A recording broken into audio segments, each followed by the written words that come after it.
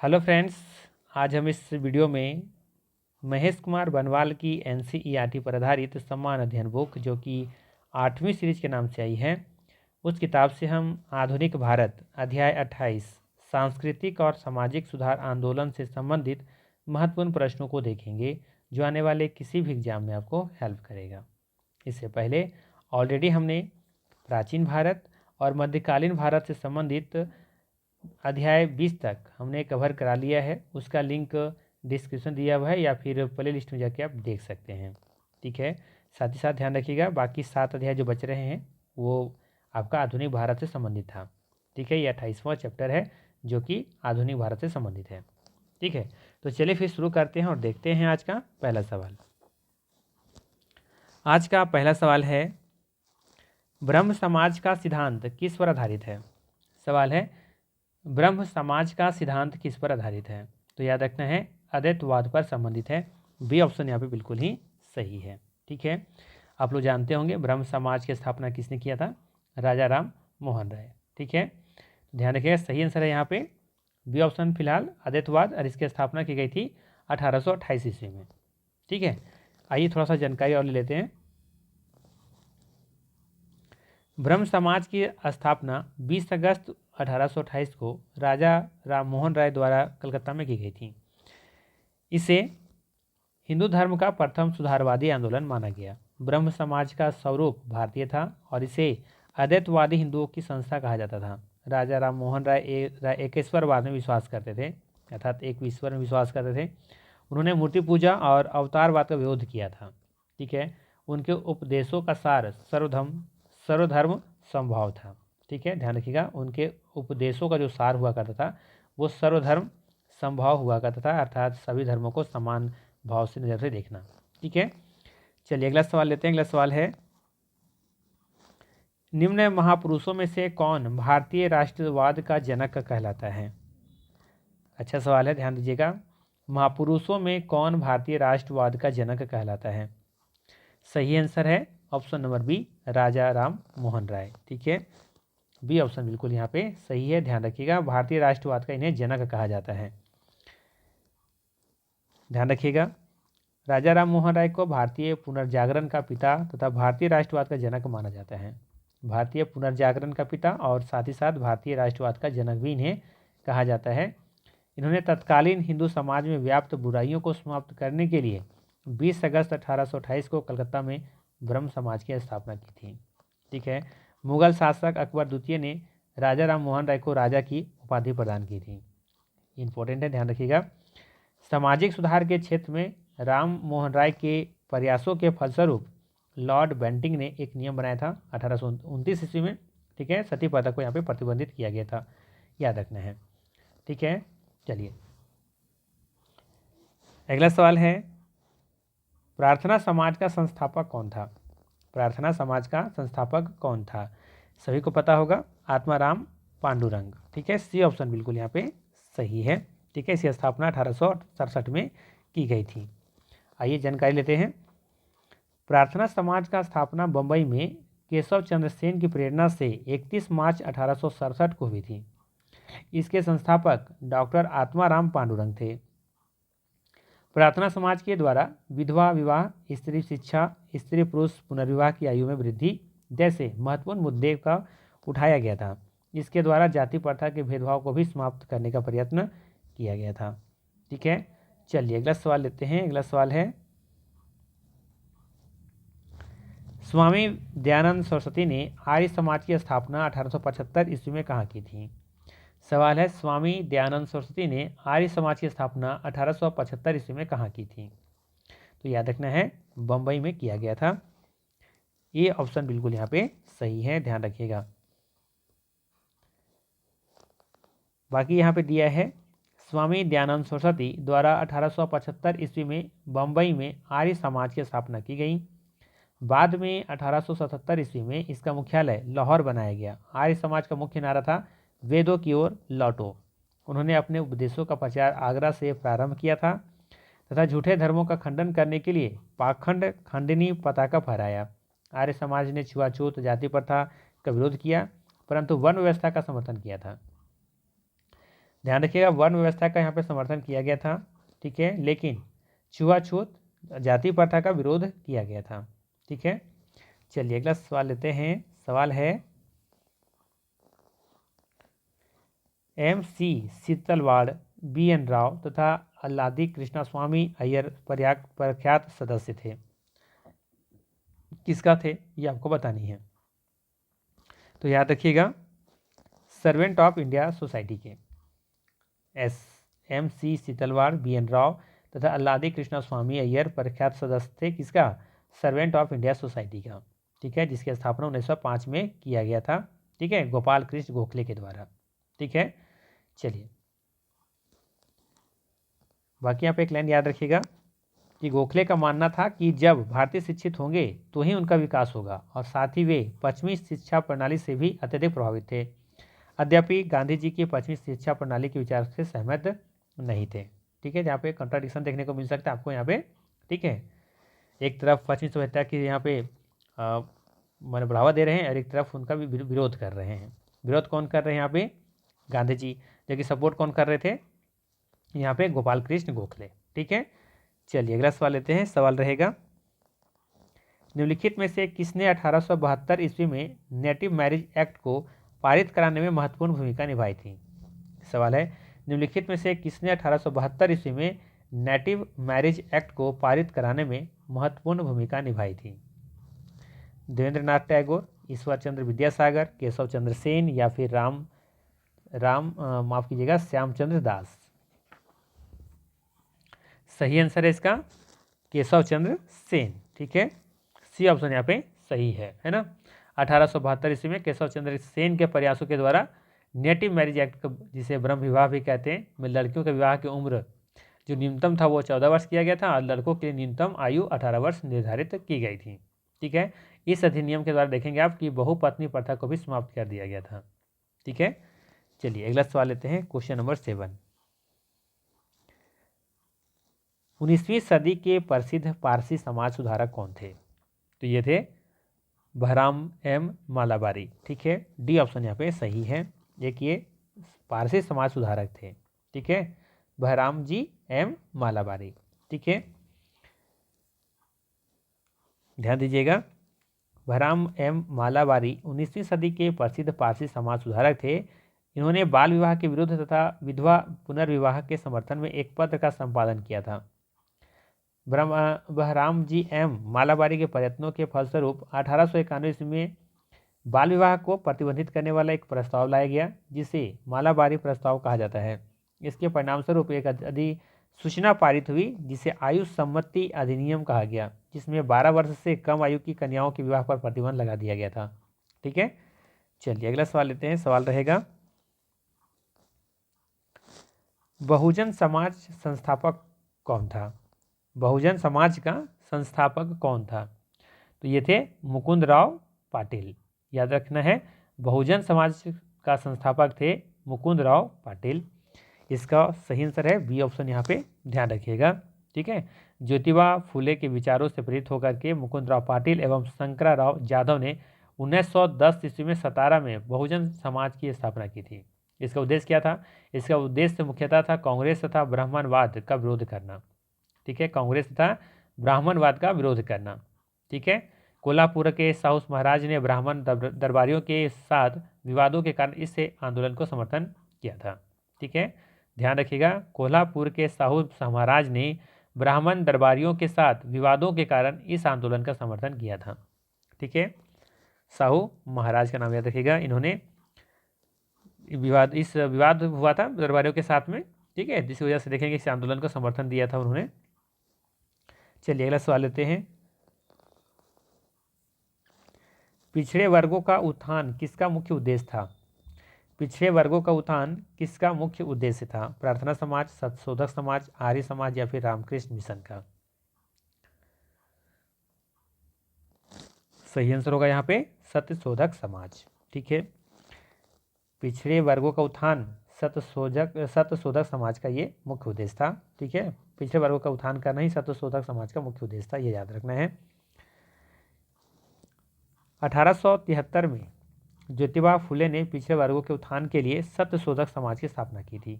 इस आंदोलन का उद्देश्य दलितों एवं निम्न जाति के लोगों का कल्याण करना व उन्हें समाज की मुख्य धारा से जोड़ना था। इन्होंने स्त्रियों की स्थिति सुधारने और उनकी शिक्षा के लिए 1848 ईस्वी में एक असूल खोला। वे बाल विवाह विरोधी और विधवा पुनर्विवाह के समर्थक थे। ठीक है, अगला सवाल है, निम्नलिखित में युगों में से कौन सा सुमेलित नहीं है? तो यहाँ पे देखेंगे, राजा राम मोहन राय ब्रह्म समाज की स्थापना किए थे, बिल्कुल सही है। स्वामी दयानंद सरस्वती आर्य समाज की स्थापना किए थे, ये भी सही है। ठीक है, इसके बाद फिर है यहाँ पे स्वामी विवेकानंद, ये रामकृष्ण मिशन का स्थापना किए थे, ये भी सही है। महादेव गोविंद रानाडे, ये थियोसोफिकल सोसाइटी की स्थापना की थी, ये कथन यहाँ पे गलत है। ठीक है, महादेव गोविंद रानाडे देखेंगे कि ये प्रार्थना समाज की स्थापना किए थे। ठीक है, जबकि आप देखेंगे यहाँ पे राजा राम मोहन राय, ठीक है, राजा राम मोहन राय के बारे में बात करें तो ये ब्रह्म समाज की स्थापना किए थे, जबकि स्वामी दयानंद सरस्वती आर्य समाज की स्थापना किए थे और स्वामी विवेकानंद कृष्ण रामकृष्ण मिशन की स्थापना किए थे। बाकी सही है। ठीक है, तो यहाँ पे डी ऑप्शन गलत है सिर्फ। ठीक है, चलिए अगला सवाल लेते हैं। अगला सवाल है, निम्नलिखित में से कौन एक सही सुमेलित है? बताना है निम्नलिखित में से कौन एक सही सुमेलित है। ठीक है, तो यहाँ पे दे रखा है भारतीय ब्रह्म समाज, तो ये लाला लाजपत राय से संबंधित है, बिल्कुल सही है। अब माफ कीजिएगा, ये गलत है। ठीक है, ये तो गलत दिख रहा है, पूछा है कौन सुमेलित है ना। हाँ, कौन सुमेलित, सही सुमेलित है, ये गलत सुमेलित है। ठीक है, तत्वबोधिनी सभा केशव चंद्र सेन, ये भी गलत है। सत्यशोधक समाज देवेंद्रनाथ टैगोर, ये भी गलत है। The servant of India society Gopal Krishna Gokhale, ये बिल्कुल ही यहाँ पे सही मैच किया हुआ है, ध्यान रखिएगा। ठीक है, देखिए यहाँ पे ध्यान से, रानाडे के शिष्य गोपाल कृष्ण गोखले 1905 ईस्वी में सर्वेंट ऑफ इंडिया सोसाइटी की स्थापना की थी। देवेंद्रनाथ टैगोर ने तत्वबोधिनी सभा की स्थापना की थी। ठीक है, ध्यान रखना है, देवेंद्रनाथ टैगोर तत्वबोधिनी सभा की स्थापना की थी। भारतीय ब्रह्म समाज की स्थापना राजा राम मोहन राय ने किया था, जबकि सत्यशोधक समाज की स्थापना ज्योतिबा फुले ने किया था, जो कि पहले हम लोग देख चुके हैं। ठीक है, चलिए अगला सवाल लेते हैं। अगला सवाल है, शारदा अधिनियम या शारदा एक्ट के अंतर्गत लड़कियों एवं लड़कों के विवाह का न्यूनतम आयु क्रमशः कितनी निर्धारित की गई थी? आई थिंक इजी क्वेश्चन होगा आपके लिए। सही आंसर होगा बी ऑप्शन, 14 वर्ष लड़कियों के लिए, लड़कों के लिए 18 वर्ष।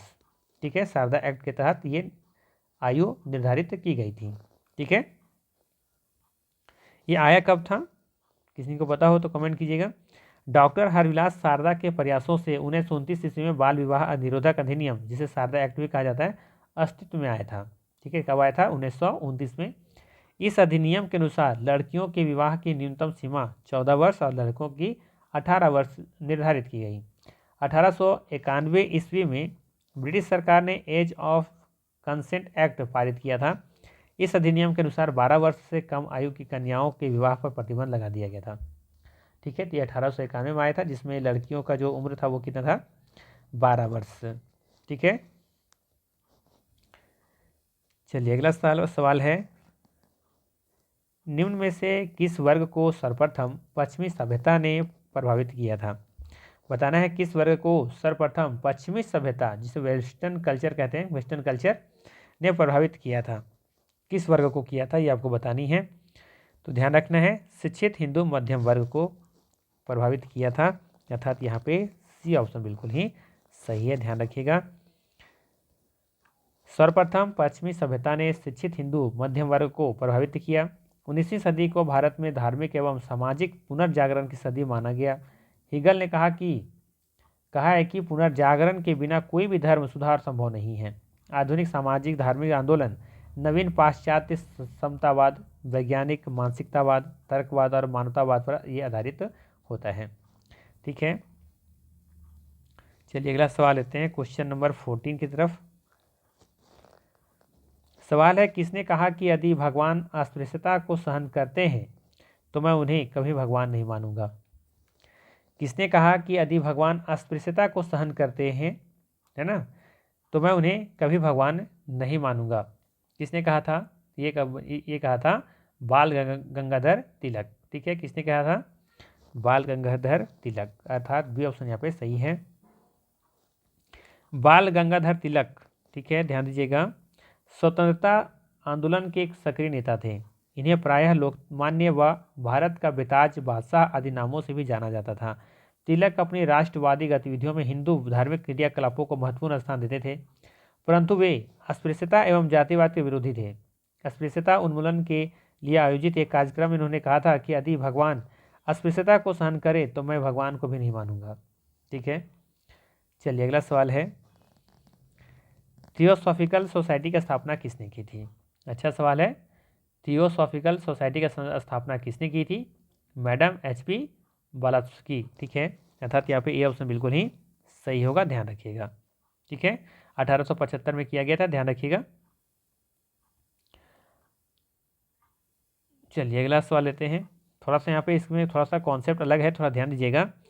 जैसे कि 1875 ईस्वी में न्यूयॉर्क में एक रूसी महिला ब्लावत्स्की और अमेरिकी सैनिकी अधिकारी कर्नल अलकॉट द्वारा थियोसॉफिकल सोसाइटी की स्थापना की गई थी 1875 में।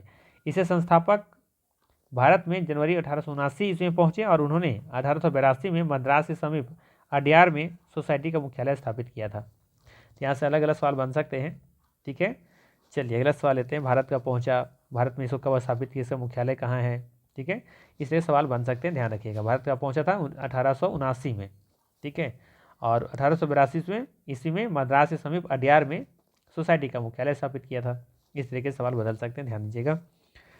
सवाल है, 19वीं शताब्दी के उत्तरार्ध में नव हिंदूवाद के सर्वश्रेष्ठ प्रतिनिधि थे, कौन थे? तो याद रखना ये थे स्वामी विवेकानंद। बी ऑप्शन यहाँ पे सही है, ध्यान रखिएगा। नव हिंदूवाद का सर्वश्रेष्ठ प्रतिनिधि स्वामी विवेकानंद को माना जाता है। इन्हें 1863 से 1902 ईस्वी तक रामकृष्ण परमहंस की शिक्षाओं को साकार करने तथा उसका प्रचार प्रसार करने तथा भारतीय दर्शन का साधारण भाषा में वर्णन करने का श्रेय जाता है। 1893 ईस्वी में शिकागो गए, जहां उन्होंने विश्व धर्म संसद में भारत की ओर से सनातन धर्म की व्याख्या की थी। ठीक है, चलिए अगला सवाल है, महाराष्ट्र के किस समाज सुधारक को लोक हितवादी कहा जाता था? महाराष्ट्र के किस समाज सुधारक को लोक हितवादी कहा जाता था? ये व्यक्ति थे गोपाल हरि देशमुख। ठीक है, ध्यान रखिएगा। महाराष्ट्र के किस समाज सुधारक को लोक हितवादी कहा जाता था? गोपाल हरि देशमुख को कहा जाता था। चलिए अगला यहाँ पे पॉइंट देख लेते हैं थोड़ा सा। महाराष्ट्र के समाज सुधारक गोपाल हरि देशमुख पेशे से न्यायाधीश थे, जो कि 1880 ईस्वी में गवर्नर जनरल की परिषद के सदस्य भी रहे हैं। ये लोक हितवादी के नाम से जाने जाते थे। गोपाल हरि देशमुख राष्ट्रीय आत्मनिर्भरता के प्रतीक के रूप में हस्त निर्मित खादी वस्त्र पहनकर 1876 ईस्वी में दिल्ली दरबार में उपस्थित हुए थे। इन्होंने ज्ञान प्रकाश, हिंदू प्रकाश और लोक हितवादी समाचार पत्रों की स्थापना की थी। ठीक है, चलिए अगला सवाल लेते हैं। सवाल है, कलकत्ता के सुप्रसिद्ध प्रेसिडेंसी कॉलेज पूर्व में ये हिंदू कॉलेज की स्थापना किसने की थी? तो ये थे राजा राम मोहन राय। ठीक है, बी ऑप्शन बिल्कुल सही है। शायद पिछला चैप्टर हम लोगों ने देखा था इसे, ध्यान रखना है। 1817 के कलकत्ता के सुप्रसिद्ध प्रेसिडेंसी कॉलेज, हिंदू कॉलेज से कहते हैं, की स्थापना राजा राम मोहन राय ने डेविड हेयर की सहायता से की थी। पाश्चात्य पद्धति पर आधारित उच्च शिक्षा देने वाला यह प्रथम कॉलेज था, जो कि मानवतावाद, तर्कवाद, समतावाद पर आधारित था। 1854 ईस्वी में यह कॉलेज प्रेसिडेंसी कॉलेज बन गया। ठीक है, कब? 1854 ईस्वी में। 1817 में हिंदू कॉलेज के नाम से स्थापित की गई थी, ध्यान रखना है, राजा राम मोहन राय के द्वारा। चलिए अगला सवाल लेते हैं। अगला सवाल है, रामकृष्ण मिशन की स्थापना किसने की थी? सबको पता होगा, स्वामी विवेकानंद, जिसका बचपन का नाम क्या था? नरेंद्र नाथ दत्त। अर्थात यहाँ पे बी ऑप्शन बिल्कुल ही सही है। 1897 ईस्वी में स्वामी विवेकानंद ने रामकृष्ण मिशन की स्थापना की थी। सर्वप्रथम मठ की स्थापना कलकत्ता के समीप बारानगर में की गई। तत्पश्चात वेलूर, जो कि कलकत्ता अब में है, में मिशन को स्थानांतरित किया गया। 1899 ईस्वी में अल्मोड़ा के मायावती नामक स्थान पर बेलूर मठ की एक शाखा अद्वैत मठ की स्थापना की गई। ठीक है, चलिए अगला सवाल लेते हैं। सवाल है, राजा राम मोहन राय द्वारा स्थापित प्रथम संस्था कौन सी थी? राजा राम मोहन राय के द्वारा स्थापित प्रथम संस्था कौन सी थी? ये था आत्मीय सभा। ठीक है, कौन सी सभा थी? आत्मीय सभा था, बी ऑप्शन सही है। ध्यान दीजिएगा, राजा राम मोहन राय ने वर्ष 1814-15 में कलकत्ता में आत्मीय सभा की स्थापना की। इस संस्था का उद्देश्य एकेश्वरवाद के मत का प्रचार करना व दर्शन एवं सामाजिक सुधारों पर चर्चा करना था। 1827 ईस्वी तक यह सभा निष्क्रिय हो गई। 1839 ईस्वी में देवेंद्रनाथ टैगोर ने राजा राम मोहन राय के विचारों के प्रसार के लिए तत्वबोधिनी सभा की स्थापना की थी, है ना। देवेंद्रनाथ टैगोर ने राजा राम मोहन राय के विचारों के प्रसार के लिए तत्वबोधिनी सभा की स्थापना की थी। ठीक है, चलिए अगला सवाल लेते हैं। अगला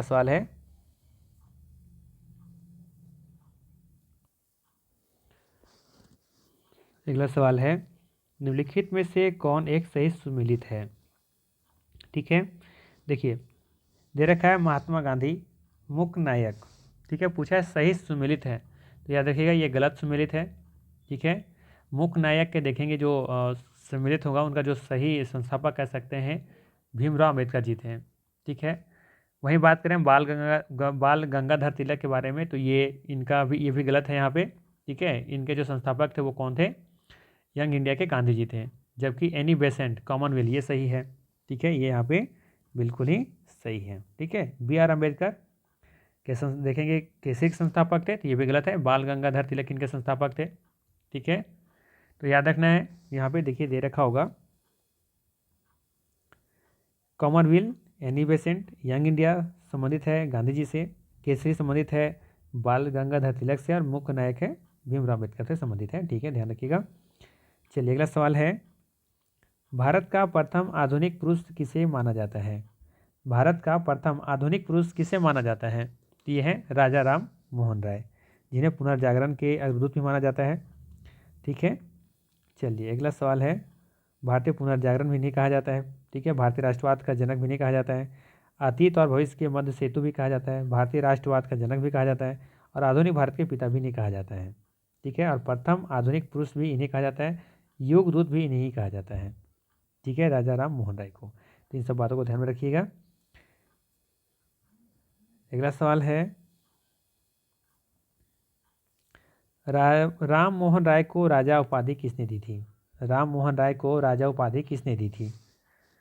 सही आंसर है अकबर द्वितीय ने। ठीक है, अकबर द्वितीय ने राम मोहन राय को राजा की उपाधि दी थी, बी ऑप्शन सही है। चलिए अगला सवाल लेते हैं। सवाल रहेगा, निम्नलिखित पर विचार कीजिए। दे रखा है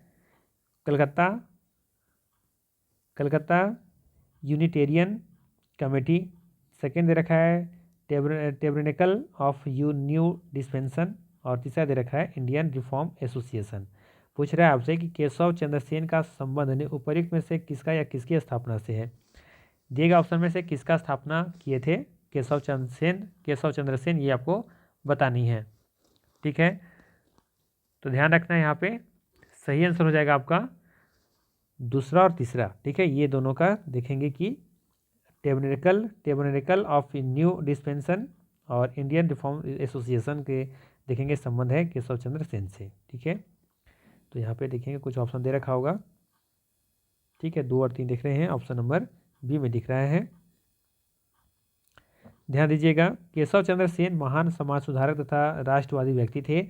24 जनवरी 1868 को केशव चंद्र सेन ने टेबरनेकल ऑफ न्यू डिस्पेंसन नामक संघ की स्थापना की। केशव चंद्र सेन ने 29 अक्टूबर 1870 को इंडियन रिफॉर्म एसोसिएशन नामक संस्था का गठन किया। इसकी सदस्यता सभी जाति और धर्म के लोगों के लिए खुली थी।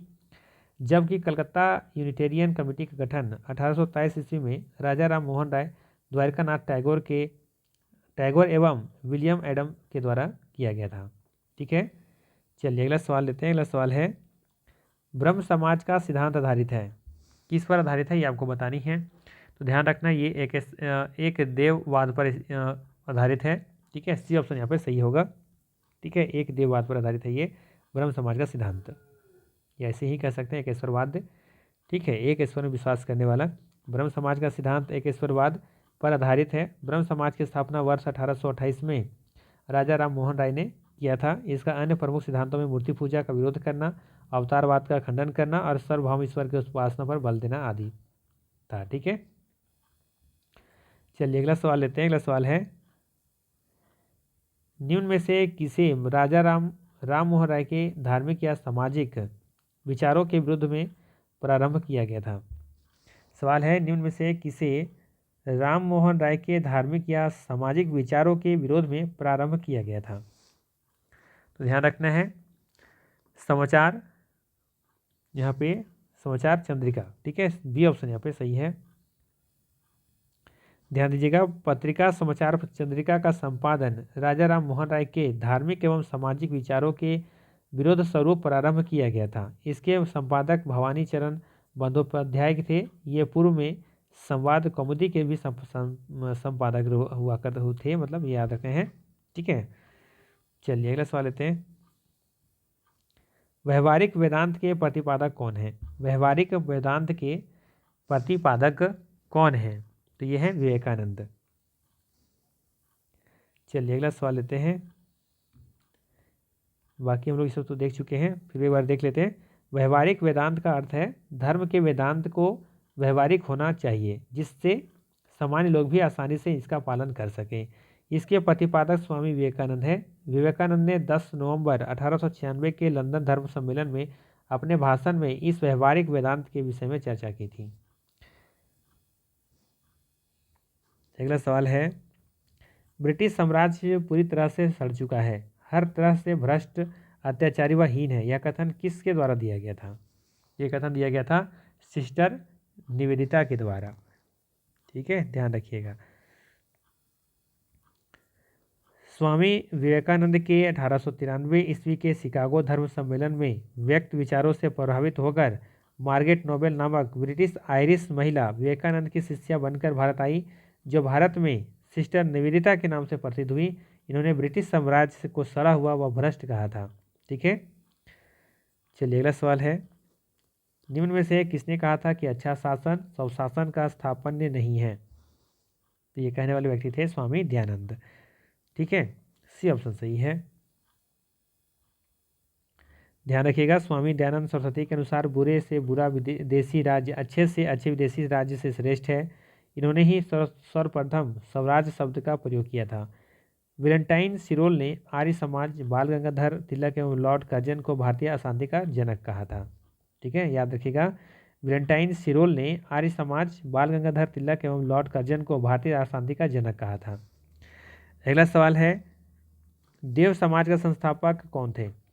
बताना है आपको कि देव समाज के संस्थापक कौन थे। तो ये थे शिव नारायण अग्निहोत्री, अर्थात सी ऑप्शन यहाँ पे बिल्कुल ही सही होगा, ध्यान रखिएगा। देव समाज का संस्थापक ब्रह्म समाज के अनुयायी शिव नारायण अग्निहोत्री ने 1887 ईस्वी में लाहौर में की थी। इसके प्रमुख सिद्धांतों में प्रभु की सत्ता, आत्मा की अमरता, सत्य कार्यों पर बल देना आदि था। इन्होंने देव शास्त्र नामक पुस्तक भी लिखी थी, ठीक है। चलिए अगला सवाल है, हिंदू विधवा पुनर्विवाह अधिनियम किस वर्ष पारित हुआ था? हिंदू विधवा पुनर्विवाह अधिनियम किस वर्ष पारित हुआ था, ये आपको बताना है। तो ध्यान रखना है, सही आंसर है यहाँ पे 1856 ईस्वी में। चलिए अगला सवाल लेते हैं। अगला सवाल कुछ छूट रहा है यहीं पे।